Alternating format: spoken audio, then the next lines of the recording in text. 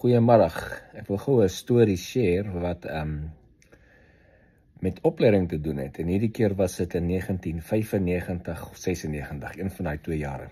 Doen ons operasie Goue Arend. Ons is deel van dit en dis ons word ontplooi daar by Postmansburg. So 2 ure se ry van Loatla af. So ons was uitgesit daar was op Postmansburg 'n HAG gestig, helikopter administrasiegebied. So daar's 'n stofaanloopbaan op Postmansburg. Ons moes daar ontplooi die 42 eskaders, ek dink is 42 eskader. Die bosbokke, nee, hulle was nie meer bosbokke nie, Cessna 185's. Hulle was daar ontplooi. So 'n paar helikopters en aan my eenheid was daar, ek was daar bevel van die beskerming van die hele plek. So ek het die lugmag taakmag 500 eskaders se troepe daar gehad. Ons moes die security van die basis gedoen het, van die tydelike vliegveld.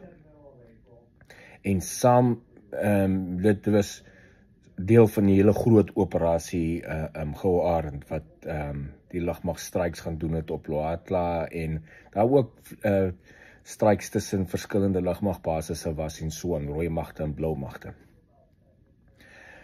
Maar so daar's ons ontplooi vir 'n paar weke en ons stel op en maak reg en berei voor en okay, nie is alles in plek en die ouens begin sorties te vlieg met die Cessnas en die helikopters in die omgewing en so jy weet mos die lugmag as ons 'n plek opstel, eerste ding wat opkom is die kroegtent. So daai aand sit ons in die kroegtent. Hier kom 'n rekkie kolonel in. Uit ons kom besoek. Nou ek was kaptein by die tyd gewees toe ek bevelvoerder van daai groep was van die beskerming en die bevelvoerder, was dit nou 'n kommandant of 'n kolonel? Ek dink dit was 'n kolonel. Vol kolonel. So ons sit, ek en hy sit daar by die kroeg en hier kom die rekkie kolonel. Nou ons kom soek daarso. Hy het 'n afspraak gehad met ons. Nou sit ons daar en ons drink 'n paar drinks en ons chat. Toe sê hy vir ons, nee, hulle gaan die ontplooiing wat ons daar het gebruik 'n oefening vir die rekkies. Die rekkies gaan kom en een aand kyk of hulle ons wagte kan oorval, bietjie kyk of hulle die plek kan infiltreer en 'n paar goeders doen en dan weer uitfiltreer sonder dat ons hulle vang of so iets. Ek sê, okay, dis goeie training. Ek vra toe vir die kolonel, okay, hy moet net vir my sê watter tyd hy beplan, sodat ek seker maak, my wagte het nie lewendige ammunisie en goed by hulle daar aan, ek wil nie hê die wagte moet van links weer, want ek mag nie vir hulle sê, maar dan kom hulle nie. Ek mag ook nie vir hulle sê, daar gaan so oefening wees nie. Hy sê, ek moet net stil bly. Ek sê, maar laat my net weet, wanneer kom julle, laat ek nou seker maak, dag spesifiek het my wagte nie live ammo nie. Want ek wil nie, hulle moet hulle gat afskrik in die nag of iets, en hulle skiet op julle, want hulle dink, iemand probeer die plek invade nie. Hy sê, nee, moet nie oor dit worry nie. Ek sê, okay. So gaan die paar dae verby, en ek het die kolonel weet hiervan, so, ons is elke dag, en kyk ons vir mekaar, en wonder ons nou, wanneer kom dit nou, maar ons gaan maar aan. Hierdie een aand, volgende week of so, somewhere, is 'n redelike storm die aand.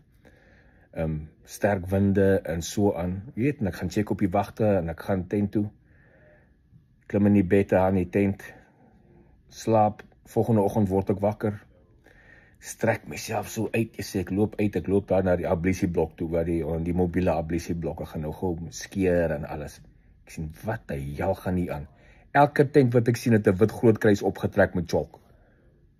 Ek dog, Here, hulle was hier gewees. Ek hol stryd daar na die wagte toe, om te gaan kyk of die wagte nog alright is. Poeh, geen wagte nie. Almal, hulle is weg.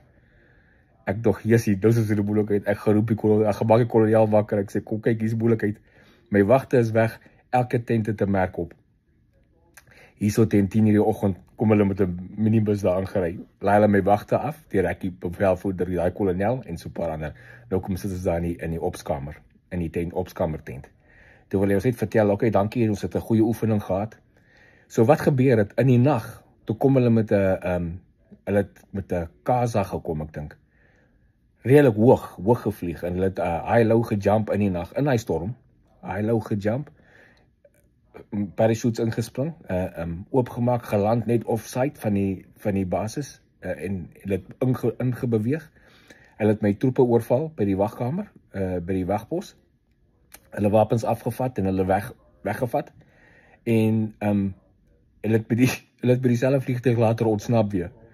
Dit is so eentjie van waar ons is na die stof-aanloopbaan en die wind het reg gewaai. Daai vliegtuig het onderpunt geland, gestop, die ouens opgelaai, weer opgesteeg, ons het nie eens gehoor nie. En weg is hulle, met my troepe, met alles.